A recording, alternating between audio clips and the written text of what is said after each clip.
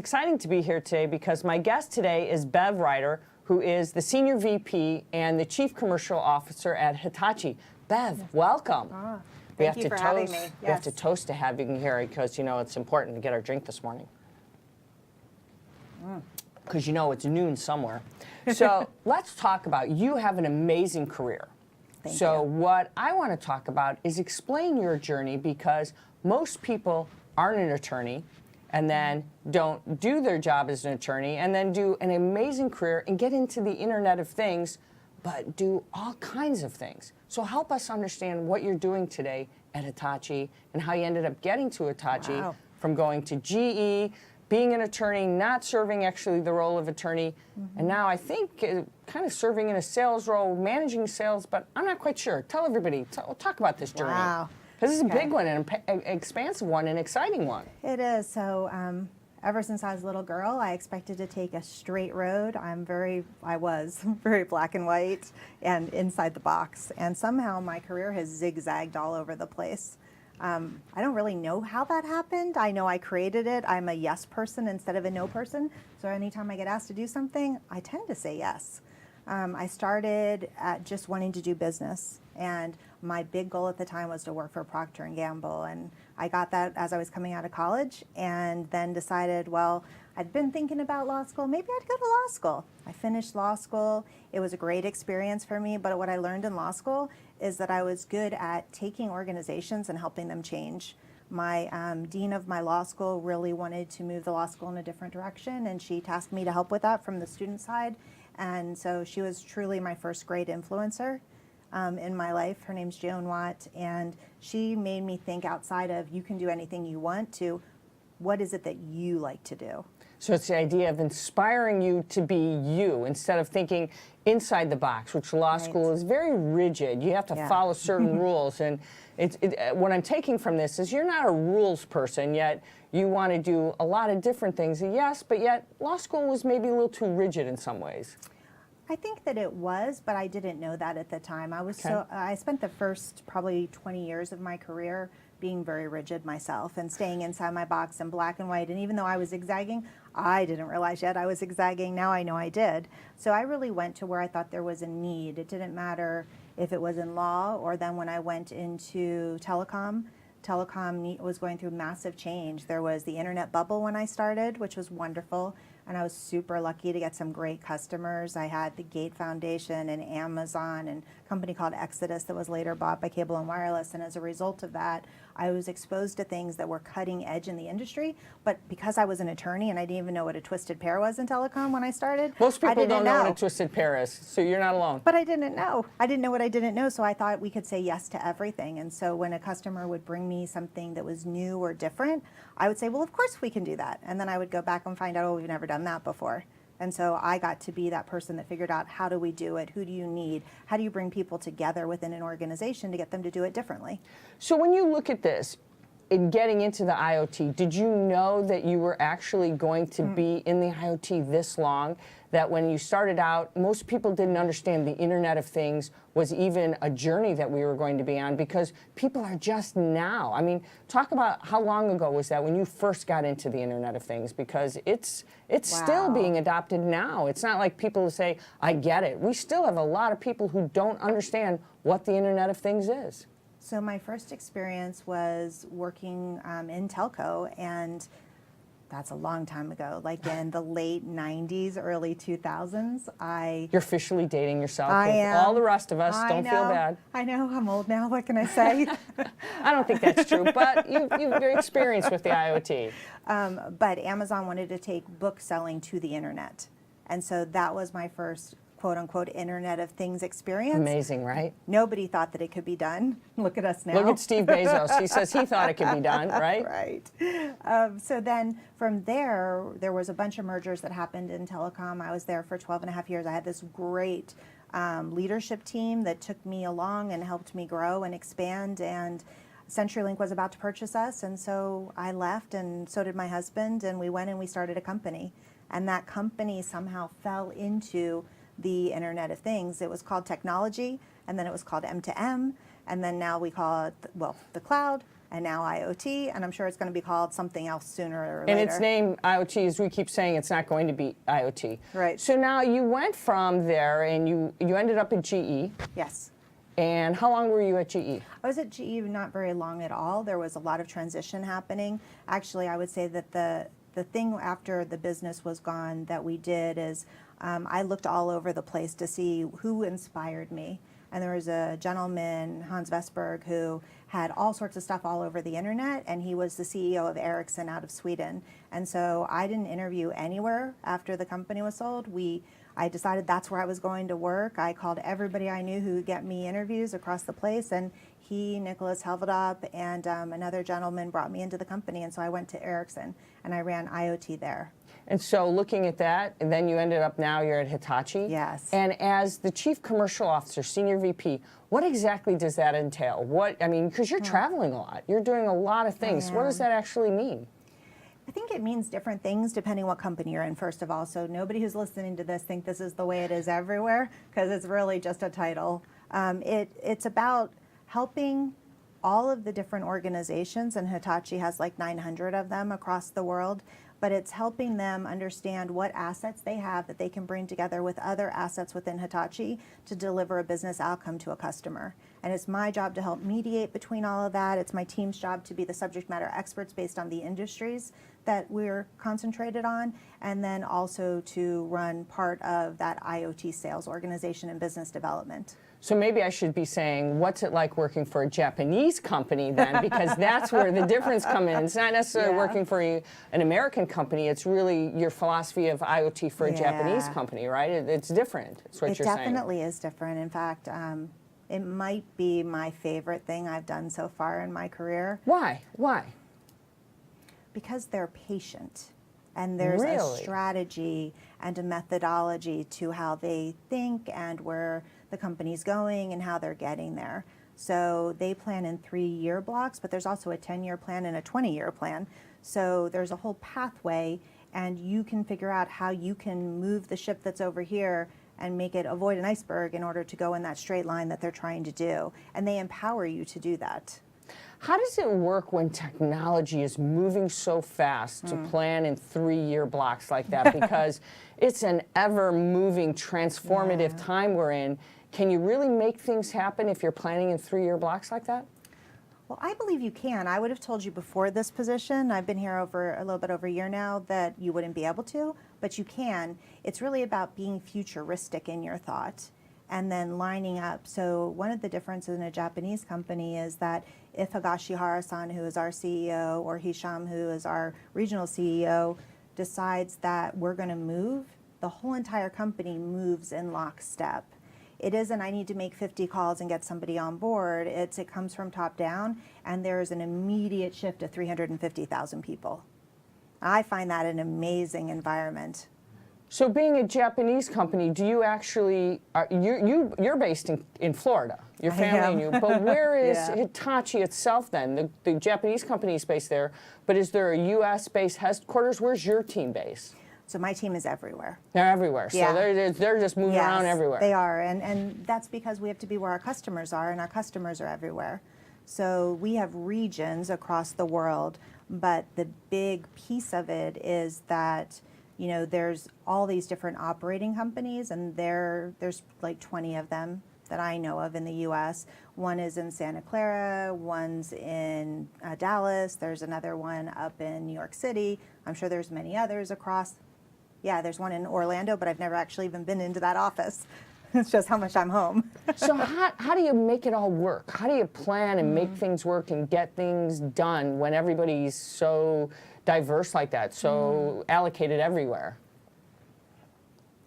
Well, yeah, I don't know that I figured that one out yet. still trying to make that all come together cohesively. Yeah, no, I think that everybody wants to work together. It's not that you have to force anybody. It's just setting up a construct or a way for people to look at it differently and showing them that there's enough in the pie for everybody to have a slice. And that's generally my role. Like sometimes I feel like a moderator or a mediator. So You need to have the customer in the center, and then all the different people fall around the customer, because it should be an outside in, not an inside out exercise. So talk about, when you think about Hitachi goals, what's the big vision that you have? Because if everybody's so scattered throughout, how do you accomplish? Is there a set vision that you have for the IoT then for Hitachi, or you personally have a goal for them?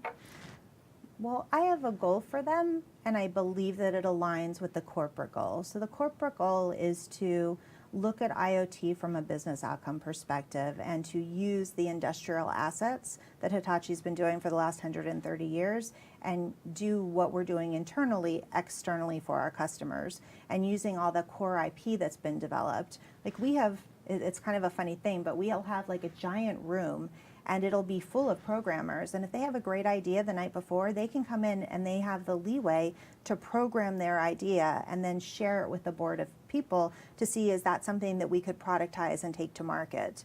So there's a feeling of cohesion and completion in that there's this open mindset about IoT and what that means, but then there's distinct verticals in transportation and manufacturing and smart spaces, which is also smart infrastructure. Is this center on technology of innovation? Is that the area that they go in to program, or designers or researchers come together? Is that one of the areas? Yeah, that's one of them, exactly. Is that something that's empowering a lot of these individuals to come in and be creative that they're doing? For sure. There's a feeling of creativity in this because a lot of it's never been done before. So the customer will have a problem, say it's a manufacturing customer, and their problem is that people forget this one little piece, and if you put that little piece back in and you don't have it in there, it creates a defect in that car or something like that. So because of that, you can use all these IoT technologies to recognize that that motion just never happened. And by that motion not happening, being able to show them and immediately alert, it changes that whole entire industrial line. But it's so specific to the needs of the customers that everything is co-creation. What do you think we're talking about most when we talk about the IoT? Because part of what I think happens with the IoT is everybody has a different impression, a different understanding of the Internet of Things. And I think it's been evolving and changing when we define or discuss IoT. Yeah, I think it changes every single day. That's the problem with it, right? And every startup is different, and everybody has a way to disrupt an industry. So I think because it changes every day, I mean, that's why I like to go to work. You don't know when you wake up in the morning. There was an announcement today that there's a grocery store coming to Chicago and you're not going to have to go through the checkout line. That is an industry-changing event. And there's a bunch of other industries I'd love to shake up. I just haven't figured out how. But, you know, it's fun to watch it. You know, even hotels with Airbnb or all these different industries, Uber versus taking taxis, right? All of these are industry-changing events. And so if you can just get in front of what the next one is, you really can make a difference in the world. So are we delivering on the hype then? Because we're saying we're doing some changing things, but we've talked a lot about the hype over the years. Yeah. Are we finally delivering on that? Yeah, because I think you can monetize now, where before you couldn't. Before it was the idea of it and the publicity of it and bringing attention to their companies, where today you can actually go in and take that problem and fix it. And I think being able to fix the problem that either reduces productivity or efficiencies, decreases the cost of getting things done, all of those things are real and tangible. You may not be able to see them. It's not a widget like this glass that I can sell them, but I can solve your problem that's costing you X dollars. So there's a monetary output now. Is that the idea that service is behind it, that monetization being that you're delivering a service that can be rewarded that way, in that monetization? Yeah, so services in some sense, but also, like I was talking about before, on a delivery line, say it's a quality assurance type of thing, and every single day this person has to go, and it takes them a whole entire day, it's somebody's full-time job, and they go every 20 minutes and write down, and then that gets typed into a computer on a spreadsheet, and then those spreadsheets go to somebody to look at them to see if there's anomalies. Now all that can be done by cameras and algorithms. So you've reduced the cost of doing something and the accuracy is increased, which then decreases your defects. One of the things you and I have talked about is that everybody who delivers, I shouldn't say everybody, but there's a lot of companies, one of the things they've talked about is they offer a platform. and everybody offers it. Yeah. Have we gotten past that of saying, I have a platform I'm going to deliver that's going to help, solve your world ailments? Yeah. I mean, are we still saying that, and that's the confusion of what the IoT is? We are definitely, everybody's still saying they have a platform. And Is the that the number problem? of platforms, yes, is growing day by day, but not all platforms are created equal and they don't all do the same thing. Really, it's layers. So if you think about like Legos or pancakes, I hear them called both, but you stack them on top. So if you want a really good breakfast, you're gonna have a stack of 8 pancakes. It takes 8 different platforms in order to make really the whole solution. It really should be, what do I need to have my outcome? What is it that I'm trying to accomplish with IoT? Therefore, what elements do I need from the so-called platform? So it's never we have one a platform platform. too. So it's never one platform. So the concept of a platform is misleading because there's never one platform. It's the layer within that platform, you're saying, or Yes, the Lego. There's no platform out there. Like we have Lumada, and Lumada is a great platform, but it's a platform that does specific things for IoT. It's giant analytics. It's doing true algorithms. It's heavily industrial focused and transportation focused right now, and expanding out from there. Other people have device connection platforms, and it allows you to move your devices around and activate them and deactivate them. And you can see those two things are completely different, but everybody calls them a platform. So for us, Lumada has changed into a concept where there are the nuts and bolts behind it, but it's really about, it's more of a let's Lumada as a verb. So let's do IoT together, let's change together, let's figure out what's best for you and your business together, and that's what Lumada is. So we're offering Lumada, Yes. and we say, so we're offering this technology, this wisdom. What concerns you about the future? Is it that we don't have enough resources, we don't have the right technology? When we look at this and we talk about customers, what is it that's most concerning for you that we're not offering or that we should be offering that we're still not there yet when we think about the Internet of Things? What worries me is that here in the Americas especially, we're not keeping up with the progress that's happening in the rest of the world, and that people are ahead of us. And I see it on a regular basis in a different way than others do, but I see different companies moving faster where we still haven't figured out a way to digitize the data.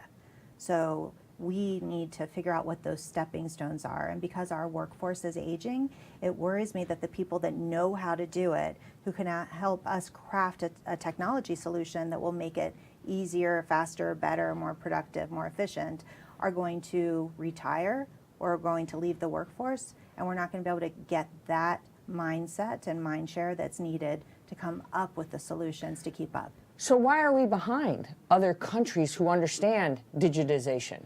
We talk about this and we write about it, we hear about it. Why aren't we getting what digitization really means? I think we are, but sometimes it'll take years to go through the step-by-step progression. So there might be 100 steps into digitization, and somebody is willing to do step 5, and there's a stakeholder that's willing to do step 25, but the ones between 5 and 25, those stakeholders aren't ready to do it yet. So it requires true leadership from the top to say, we are going to turn. We're going to make these changes, and as we're making these changes, it's okay if there's downtime, or there's a mistake made, or maybe we chose this piece wrong and we have to redo it. We have in here especially a fear of that change. So we fear change. That's part of our problem as Americans. Change we're not comfortable with. Well, I don't want to diss up my whole entire American population. I love you all if you're watching this. But I do think that we fear change more than others. We're not as open to it, and it's taking us longer to do some of those things. So let's shift a little bit and talk about you as a leader. How are you as a leader? Because you're someone that has to make change. You have to make key decisions. Yeah. How do you do that every day? I try to lead by example. It really has been my mantra for a long time. I think that if you treat your customers with respect, your team follows. You teach your team with respect, the rest of the people follow. I also think that when I have a team of people, I should be the dumbest person in the room. There's nobody on my team that isn't smarter, brighter, wiser, more everything than I am. I look at it kind of like a 360 circle. I like the pie slices, obviously, today. I must be hungry. But I like to have all different types of personalities and all different skill sets. But most importantly, You need to be able to challenge me to think differently, because only through that am I able to be a change agent within a company. But we also have to think about the next generation. So do you in some ways consider yourself as a role model? Because we have to think about other young women who come in, other young men. So even though you want to think of yourself, as you say, the dumbest person in the room, you also have to think of yourself as a role model. Do you? I hope I am. Yeah, it's actually a platform I feel very strongly about, which I think you know. I believe that we need to pull our young women up, and we need to show them what the possibilities are. And I feel today in our society, a lot of times women aren't helping other women. They actually rather pull them down than boost them up. So I try in this area to be very vocal about it, as well as to be a role model for those women. So what's important to you? Is it the mission? Is it the vision? What do you try to focus on? Because if you're saying you want to encourage your staff, you want to be, so what do you focus on most then within your organization? Yeah, it's actually neither of what you said. It's being there and doing it, showing.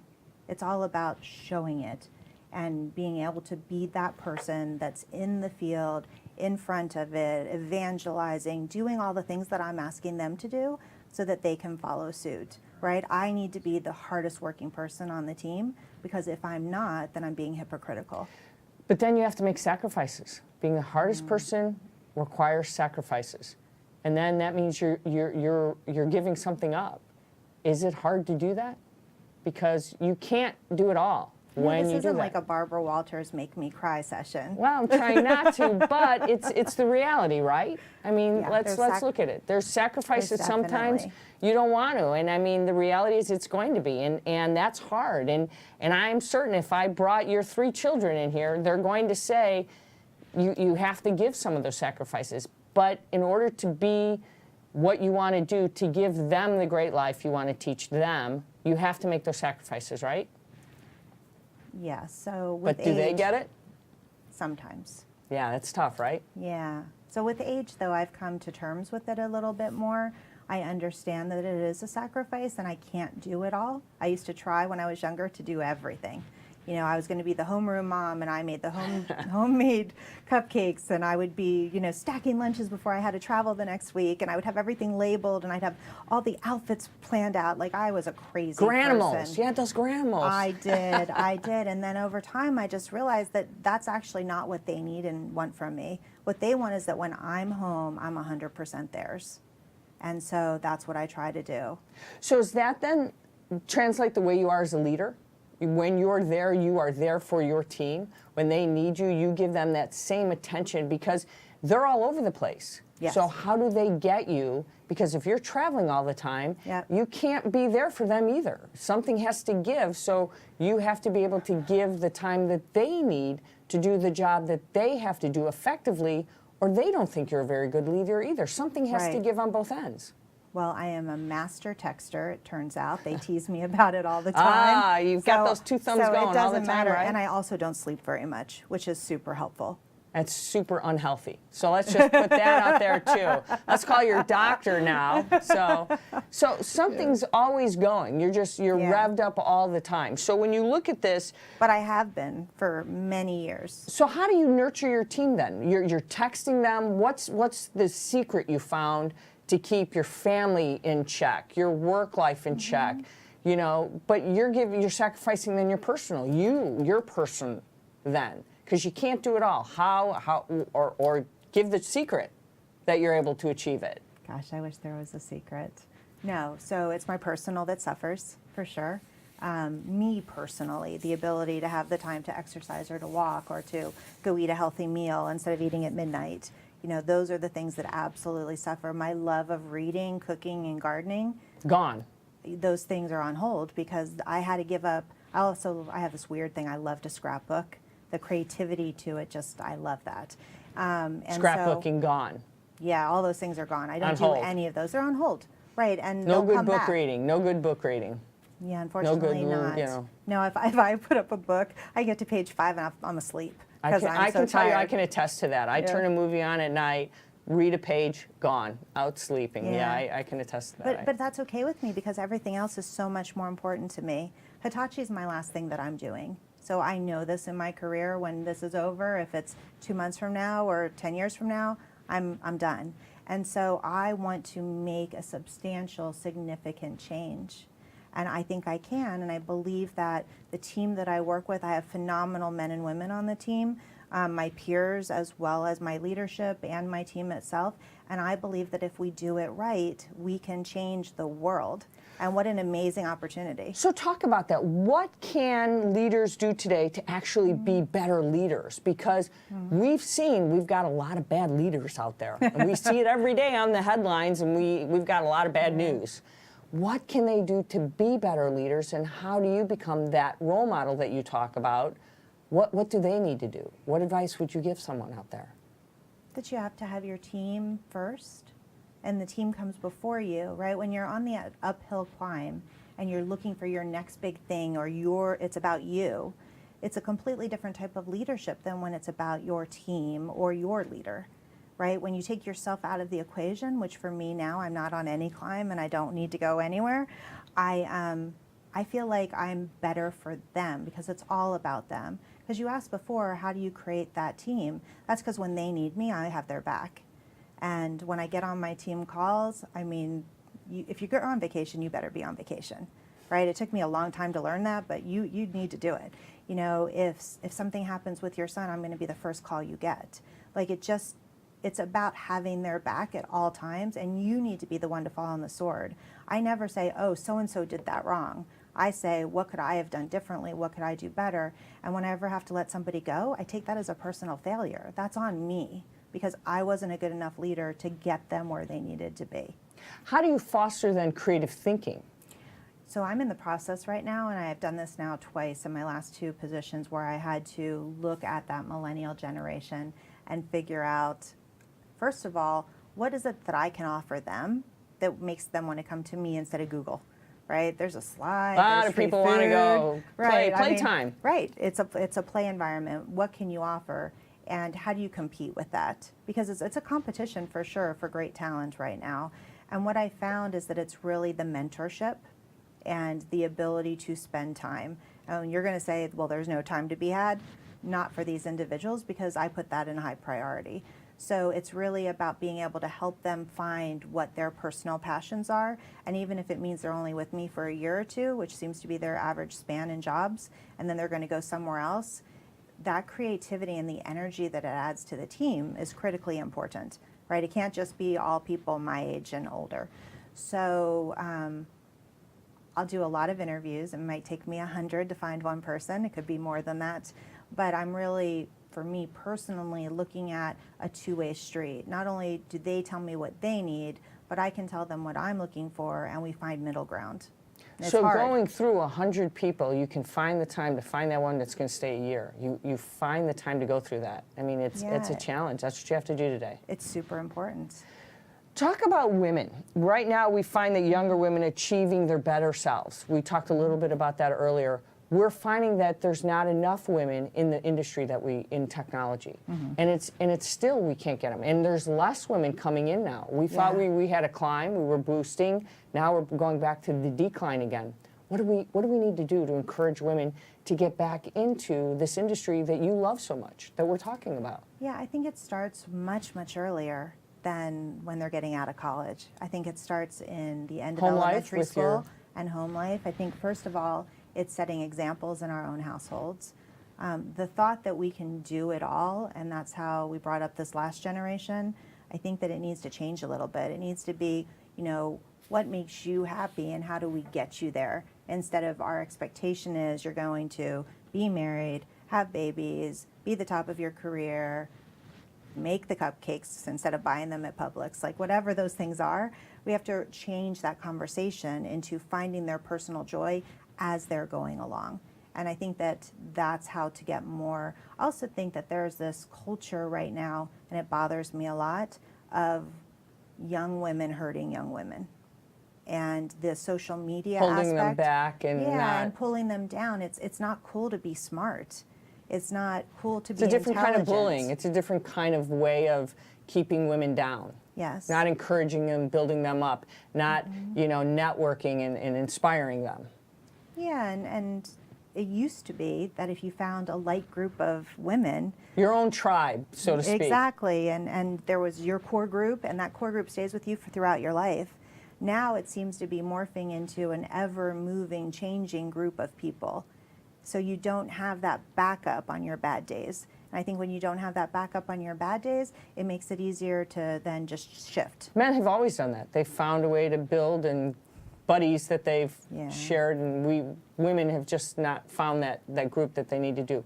Let's talk about your personal life. I mean, we've talked about you had a really great support system growing up. I did. Your mom, your grandparents, your grandfather. What an influence he was on you. How important is that we're just talking about that support system that women need, but how is it for you? Because that's really kind of giving you the confidence, and almost the confidence you want to have your children have as they're growing up, because you've got some teenage children. Yeah. But talk about how that influenced you to the woman you are today.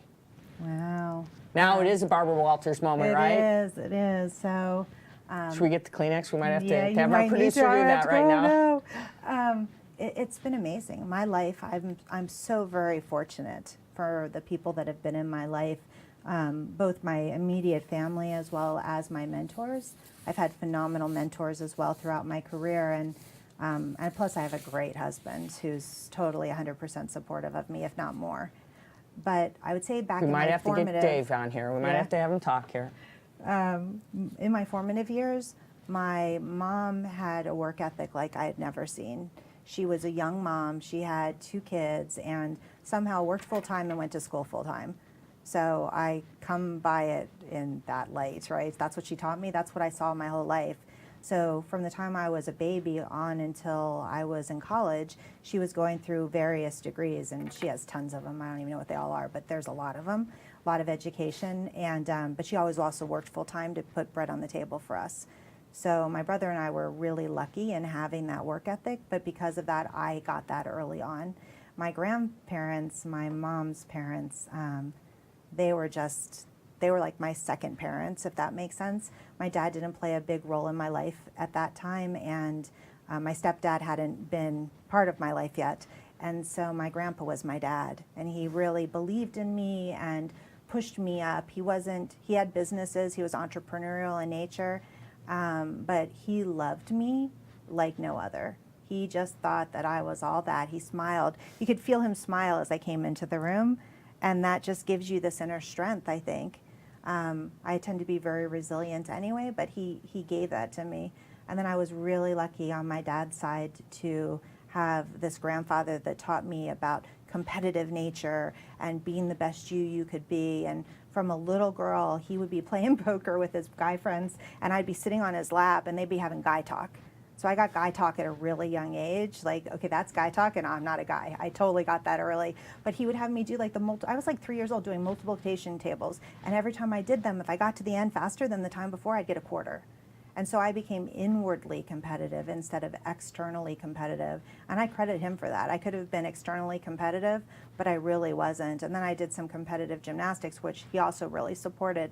And so through that competitive internal nature of mine, coupled with my 3 big people, my mom and my grandparents, I've been very lucky. So that whole support system really built things up for you. Is there some key advice? You talked about those things that you remember them. It's just the smile. It's the quarter. It's the little things that were there that they did that helped build. Was there something that they said to you along the way? Were there other mentors that you remember that to this day rings, true to you that is there? It wasn't like that at all, actually. For me, it was the little things. It was knowing that no matter what happened, what I did, they were always going to be proud of me. They were going to always have my back, and that they knew I could do it. It was the showing versus, it was always showing you that. It was always showing. So looking at that now. Well, I guess that's how I got it. There you go, full circle. Yeah, see? So are you hard on yourself? Oh, very. There's no doubt. Yeah, 2 of the questions you asked me before I thought about going there, I decided not to. But yeah, I'm not the best mom I could be. I wish I was. I'm not the best wife I could be. I wish I was. And I'm not the best boss I could be. I wish I was. Why do you say that? Would David, your husband, would your kids say that? Would your employees say that? Or you just say that about yourself because you're constantly trying to be better? Because I can be better and I know I can. Is it because you have to do so many things and you can't just do one thing because you're doing so many? No, I'd feel that way if I only had one thing too. I don't think it's the situation. I think it's me. Have you failed? Do you for think you sure. failed? And, you know, how do you respond when you fail? I mean, or you just feel that you failed? I mean, is there something you failed at? Oh no, I for sure have failed. Everybody fails. And in fact, I try to show my kids when I fail because I think it's important. I think we fail every single day. I mean, we're not human if we don't fail every day. For me though, I give myself 24 hours to mope and that's it. So it doesn't matter if I lose $28 million deal or I slipped and fell and now my back hurts. Same amount of time, get 24 hours, move on. So it doesn't matter the epic fail that it is, it's just that you have to be able to move on and be resilient and go to the next thing, and that's the example I want to share. And is that important for people to realize, look, you know, failure's okay. You know, get up, move on, there's, you know, go to the next thing. Because sure, you yeah. learn from a failure, right? And positive Yeah. things come out of failure. Do people have a hard time understanding that today? Do our kids have a hard time understanding that failure is the next good thing, though? They comes out don't of it? understand that at all. It's why we try to show it all the time in our house, because there's this perception, especially of teenagers now, that you must do X, Y, Z to get to here. And really there's no clean path, but they've been taught in their brains that you have to get to here. And if you don't get to here, you're not successful. And this is our society, right? I mean, it's so tough being a teenager today, going to school, bullying. Do we try to get our children to understand, you get your children to understand that there's so many more important things out there than just the things that they have to have, right? There's so much of a society. What makes you smile then for them? I mean, let's talk about your kids, because that's got to make you want to, well, first let's talk about what does make you smile. I mean, just in general? Yeah. My family. Okay, My so family talk about them. primarily. So I think for them, the thing that's most important to me, boy, my middle daughter, Cassidy, she gets this grin on her face, and it's pure joy. It's the other two don't do this. So But Cassidy's 16. yeah, so she's 16, sorry, she's 16. And she just gets this joyous look when she's playing basketball and she makes a basket, or when she's doing water polo and she's been out there for 45 minutes and is exhausted, and then she can push one of those girls under the water that's been mean the whole time. Like, the joy is just real. And so for her, I just want more of that for her. I want her to be able to get where she wants to go, however that is. For my youngest son, it's when we get to be nerds together, which is, he's 13. And Cole. Yeah, Cole. I'm sorry. So Cole, Cassidy is the middle one at 16, and Samantha is the oldest at 22. But for Cole, now I look up to him. So every time I look up, it makes me smile, because when it started, he was like, right, he was so low to the ground, and now I have to look up at him. But we like to be nerds together, so we'll talk about, you know, how this is programmed or what this is, and he's going to go into technology or architecture or something because he's so spatial. That's really fun. And then for my oldest, it's watching her become not just a young woman, but a young woman with purpose.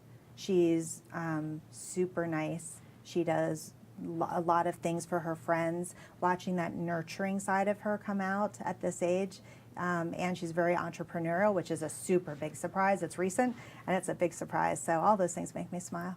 So family is important to you. Yeah. You like to, and one of the things you mentioned early on is taking downtime on vacation. Yeah. So that was the thing, because that's something that your husband taught you about, because you did not know how to relax on vacation, that you're trying to instill that even in your employees, because you didn't know how to relax on a vacation. Do you know how to do that now? Really take a vacation? Are you still learning? I'm learning. I'm still not all the way good at it. I can't stay off of email for an entire week. I just can't do it. And some people can take 2 or 3 weeks, and in Europe they take 6. Like some of my people. We need to learn from them. Oh my gosh, wouldn't you love to take 6 weeks off? I would feel like I just got fired if I took 6 weeks off. I couldn't do it. But yeah, I think that I'm trying to instill that in everybody, because I learned it so late in life, I feel, and it's taken him so long to wear me down, where I get that it's really important for me and for my psyche. Where do you put your phone at night? Not where it should go. So it's on the nightstand is what Yes, you're it saying. is. See? So you still haven't. So you Calling me react you react to the ding still, see? So I turn off the ding when I'm abroad. Okay. Because if there's a 14-hour time difference, then it's 2:03 in the morning. But we have a deal now, so my husband David will have his on if I'm abroad so that I don't have to worry, and then he'll call the hotel if there's an emergency. But I like to be there because I'm not always there. If Cassidy has a chemistry homework and she wants to FaceTime and let's do your homework together, then I want to be there to FaceTime with her, even if it's 2 in the morning. I can't help it. So you want to have that time. So wherever you are, how much are you traveling? Let's talk about how much are you away from, on the road. Well, let's give a percentage you see, because it sounds like you're on the road a lot. Probably 80%. How hard is that for you physically, not only just emotionally, but physically now? Because as the older we get, it gets a little rougher. Really? Yeah, I I'm didn't just notice saying. that part yet. No? All right, then maybe not. No, yes, it's absolutely harder. I'm just joking. Recovery time, I guess I should say, the recovery time from trip to trip to trip. Yeah, and sometimes I don't get recovery time where I'll go straight from one trip to the other, and the kids and my husband will come to me. So what we've tried to do in the family is figure out how I can be part of things and figured out ways around. There's only a few years left before I retire, so I figure, we're doing the best we can. But yeah, it's absolutely hard, and I travel way too much, and hopefully as the team that I've hired, because I've hired all of these guys in the last 6 months, they're not tenured yet. As they get more tenured, they'll be able to take some of that off of me, and they want to. I mean, I have a team that is all over me about relaxing, taking time, just like I'm all over them about vacation. So the idea is now, if I were to ask your brother about family time, because he likes it when you spend a little time, would he say you've gotten better at No. relaxing? He would never say I got better, no. He's my brother. He always wants you to spend more time with him. How much time do you get to talk to him and spend some time? Is it always just family time? He's never going to say you get enough time with him because he's your brother, right? Yeah, and he has a full life as well. So he's in Seattle, so he's about as far from Florida as you can get. And I've actually looked for more customer engagement in that area so that I'm able to see my family more because my mom and dad are there as well. So he always wants more time. But I just spent a bunch of time with him, so I think he's had his quotient now. He's like, okay, big sis, go away. Because I am like the big sis. I can't help it. I'm 3.5 years older than him. And so I always want to tell him, oh yeah, if you did this, you'd be happier, blah, blah, blah. So what's your favorite vacation spot? What do you like to do when you vacation? Switzerland. Switzerland. By far my favorite place on earth. Where would you retire to? If I was in Switzerland, well, we're going to retire to North Carolina. Okay. Pretty Love certain that. of that. I'm alongside of you there. I'm with Yep. you on that. But if we could, if they took expats and didn't throw you out after so many months, we would go to the Lauterbrunnen Valley in Switzerland, which I believe is the prettiest place on earth. How often do your kids get to vacation with you or go places with you? Oh, we do it all the time. All the time. You've Yeah. taken them so they get to see, as much as they don't get to see mom, they get to see a lot of the places and travel. Yeah, so what'll happen is I'll be in a place for a week, and especially over the summers, we can take them. And so they'll see me before I leave in the morning and after I get back at nighttime, and then they get to go do all the touristy things during the day. So do they like it? Or sometimes they go, no, Mom, you just go. We don't want to go to this trip. No, in fact, my son is upset that I'm going to Japan for the 7th time, and he's still not coming. Like, he wanted me to take him out of school and take him to Japan. I mean, he's a little bit older. Let's talk about, one of the things we talked about family is, in today's generation, it's a lot about materialism. One of the things you've wanted to instill when we talked about is for your children not to think about just materialism, to give back, to think about society. Yeah. How important is that for you to achieving that goal with your family and hoping that we can do that with next generation, to think about future generations, what we have to think about, that we have less water, that we have things that are happening. Are you having success with that with your children, for them to really understand that? Because I think it's the 3 C's for you. It's caring, family, it's community, you're working with your business, and I always say it's conservatism, conservation. Yeah. Is that really where you see your life and what you hope your legacy would be? Yeah, I'd say David and I have 2 core beliefs. One is that you should always give back, and the other one is we want our kids to be happy in a way that makes them happy, not us happy. So we're not pushing our agendas on them. From a sustainability perspective, we're big in this area. Yeah, we expect them to volunteer, we expect them to give back, We expect them to be part of something bigger than themselves because they're very lucky to live such a privileged life, and they should never take it for granted. We're doing pretty good on the consumerism, 2 of 3. I won't point out who is who. They'll know when they see this. Uh-oh. Mom. I know. But I think that it's a hard thing because it's all with the social media, which is great for a lot of things. I think it makes everybody present their best selves instead of their real selves. And so it's hard for them to differentiate at young ages of what's real and what's a put on. So let's think about this. You guys are big football fans. Are you all love to stay in Florida State, or Yes, do you we do. argue? So everybody roots at the same time? Everybody's Florida State. You can't live in the house and not be Florida State. Kick them out if they're not rooting for Florida State? That's what happened? How Well, did it I'll happen? tell you this, and I'll tell the whole audience, I hope some of our UF fans see this, or friends, but if that's the one college in the country we will not pay for. That's it. And they know that. They Okay. can pick any of the other 1,300, but not that one. Not that one. So, favorite quote. Do you have a favorite quote that you live by? Everybody told you that you say, hey, you know what, it just is a mantra in my head. Yeah, but I can't attribute it to somebody else. I think you should always have a plan B. Great idea. Always have a plan B. Yes. Why do you think In that? every aspect of your life. I think that you need to be able to look at things from different angles. And if you have a plan B, that means you looked at it from a different angle. Whether it be your career or your parenting style, you know, plan A works for child 1, but not for child 2. School works for child 2, but not for child 3. It's just a different type of way of looking at a problem or looking at a situation. We've talked about a lot of things today, and it's Yeah. been really great. But I want you to leave our audience with 3 adjectives that you think best describe you. What would they Oh, me? Resilient, happy, and thoughtful. Well, and that's what we're going to say. Bev Rider, thank you so much for spending time with us Thank you, today. Peggy. I appreciate Cheers it. on what it Cheers. takes.